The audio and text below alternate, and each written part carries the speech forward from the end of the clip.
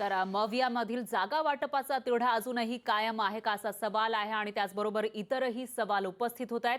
त्याचविषयी चर्चा करण्यासाठी सकाळ पुणेच्या कार्यकारी संपादक शीतल पवार आपल्यासोबत जोडल्या गेलेल्या आहेत। त्याचबरोबर वंचित बहुजन आघाडीचे प्रवक्ता सिद्धार्थ मोकळे हे सुद्धा आपल्यासोबत जोडले गेलेले आहेत। सगळ्यात आधी आपण जाऊया शीतल पवार यांच्याकडे। शीतल मॅम, आपण बघतोय की लोकसभा निवडणुका या जवळ येत आहेत आणि त्यामध्ये सर्व पक्षांकडून तयारी होत असताना मवियामध्ये मात्र अजूनही जागा वाटपावरून तिढा कायम असल्याचं दिसतंय। तुमचा अभ्यास याविषयीचा एकंदरीत काय सांगतोय? अ, फराह मला वाटतं की 3 वेगवेगळे पक्ष त्यातही राष्ट्रवादी काँग्रेस आणि शिवसेनेसारखा पक्ष की जे आता एका कायदेशीर लढाईला सामोरे जात आहेत आणि एकूणच शिवसेना विरोधात काँग्रेस राष्ट्रवादी असं म्हणजे आघाडी विरोधात युती असं कायम लोकसभेला मागच्या 3 निवडणुकांमध्ये गणित राहिलेलं आहे. या पार्श्वभूमीवर जर आपण बघितलं तर त्यांच्यामध्ये तिढा नसता तर आपल्याला आश्चर्य वाटायला हवं होतं. त्यामुळे ऑब्व्हियसली इक्वेशन्स काय असतील नेमकं आता बदललेल्या परिस्थिती म्हणजे शिवसेना आणि राष्ट्रवादीमध्ये उभी फूट पडलेली असताना काँग्रेसला असं वाटणं, की म्हणजे काँग्रेसने का झुकतं माप घ्यावं असा प्रश्न काँग्रेससमोर पण असेल. इलेक्टोरल मेरिटचा मुद्दा जो मगाशी तुम्ही मांडला, की 19 आणि 14च्या निकालांमध्ये काँग्रेस चा परफॉर्मन्स काय राहिलेला आहे आणि शिवसेना आणि राष्ट्रवादीचा परफॉर्मन्स काय राहिलेला आहे. पण ते मेरिट आता लागू सरसकट करता येणार आहे का? कारण शिवसेनेला जे यश मिळालेलं होतं त्यावेळेस त्यांच्याबरोबर मित्रपक्ष हा भाजप होता. राष्ट्रवादीचं कदाचित काँग्रेस सोबत त्यांचं कायमचं असोसिएशन आहे त्यामुळे त्यात ती अडचण येणार नाही.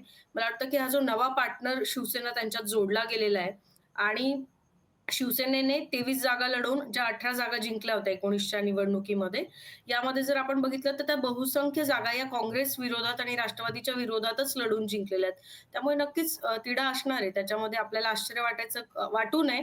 पण मला वाटतं की जसं सरसकट इलेक्टोरल मेरिट किंवा जे जिंकलं ते आमचं, असे निकष लावून ह्यावेळेचं जागा वाटप होणार नाही. निश्चितच, पण निकष नेमके काय लावले जाणार आणि तिढा कधी सुटणार हा प्रश्न आहे। त्याचबरोबर जे संभाव्य मित्र पक्ष आहेत, जे समविचारी पक्ष आहेत, त्यांना सोबत घेतलं जाणार का हाही प्रश्न उपस्थित होतो। तुमच्याकडे मी यावर येणार आहे। दरम्यान वंचित बहुजन आघाडीचे सिद्धार्थ मोकळे हे आपल्यासोबत जोडले गेले आहेत, त्यांचंही मत आपण जाणून घेऊयात। मोकळे सर, आपण बघतोय की 22 14 10 असा हा फॉर्म्युला ठरल्याचं दिसतंय, जे काही कानावर येतंय, बातम्या येत आहेत त्यानुसार, आणि 2 जागा या मित्र पक्षांसाठी सोडल्याचंही कळतंय। त्यावर तुमची काय प्रतिक्रिया आहे, काय भूमिका आहे तुमची? पराजी या सगळ्या प्रकरणावरती आमची अधिकृत प्रतिक्रिया अशी आहे की आमच्यापर्यंत तर अशा बातम्या आल्या होत्या की 44 जागांचं जवळपास फायनल झालंय आणि 4 जागांबद्दल चर्चा सुरू आहे, ज्याच्यामध्ये हातकणंगले आहे, अकोला आहे, अमरावती आहे आणि मला वाटतं विदर्भातलीच एक भंडारा गोंदिया या जागांसंदर्भात चर्चा सुरू असल्याच्या बातम्या होत्या, काही माध्यमांमधूनच आमच्यापर्यंत त्या पोहोचल्या। त्यावर आमचं असं म्हणणं आहे की 4 जागा बाकी आहेत, 2 जागा बाकी आहेत, बाकीच्या ठरल्या, हा सगळा खेळ करत बसण्यापेक्षा, हे सगळं वेळ पांघरून पेडगावला जाण्यापेक्षा मवियाने सांगावं की आमच्या 3 पक्षांमध्ये 48 जागांचं वाटप झालंय, आमचा फॉर्म्युला ठरलाय आणि इतर कुठल्याही मित्र पक्षाला आम्ही काही देण्याच्या तयारीत नाही आहोत, हे त्यांनी एकदाच सांगितलं तर हे सगळं जे काही भिजत घोंगडं पडलेलं आहे त्याला एक पूर्ण विराम मिळेल, लोकांच्याही प्रश्नांना पूर्ण विराम मिळेल आणि इतर जे मित्र पक्ष आहेत त्यांना त्यांची त्यांची तयारी करता येईल।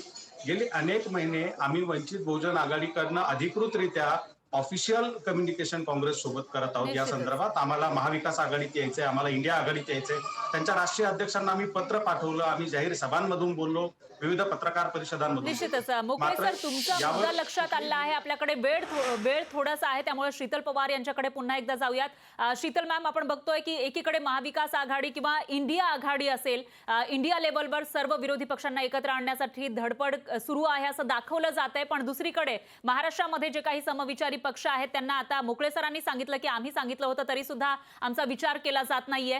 तर मवियाला किंबहुना इंडिया आघाडीला अशा पद्धतीनं जे समविचारी पक्ष आहेत त्यांच्याकडे दुर्लक्ष करणं येत्या निवडणुकांमध्ये परवडणार आहे का?